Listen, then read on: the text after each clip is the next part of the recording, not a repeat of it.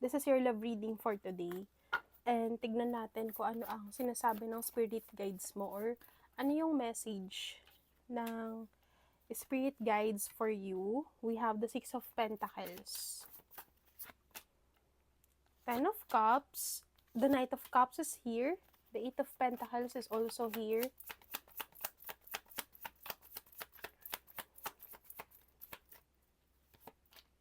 okay, the Lover's card, and the Five of Swords.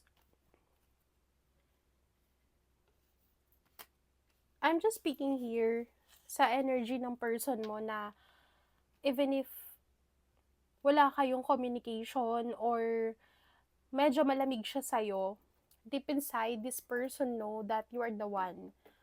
Meron pa rin siyang pagmamahal para sa'yo.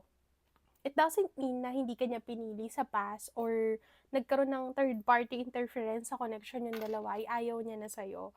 Well, in fact, yung days na hindi kayo nag-uusap or yung mga panahon na nasayang sa inyong dalawa, dito siya nanghihinayang. And ang biggest regret niya is hindi kanya pinaglaban dati. Dumaan pa kayo sa point na gusto mo na lang siya isuko kasi hindi mo maramdaman sa kanya yung sarili mo. Pero habang lumilipas yung panahon na hindi kayo nag-uusap and nagkakaroon kayo ng gap sa relationship, with these cards, with the Eight of Pentacles, nagkaroon siya ng realizations na ikaw na talaga yung dapat niyang makasama. The Lover's card is also here. Nagkaroon siya ng confusion or may nanggulo sa connection yung dalawa.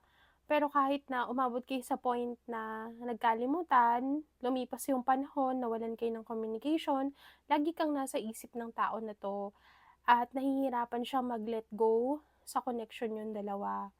Yung iba sa inyo, merong ibang tao dito na na-involve. Pwedeng may ibang nag-pursue sa'yo, but still, hindi mo maramdaman yung sarili mo sa ibang tao. Siya pa rin yung hinahanap mo in the end of the day.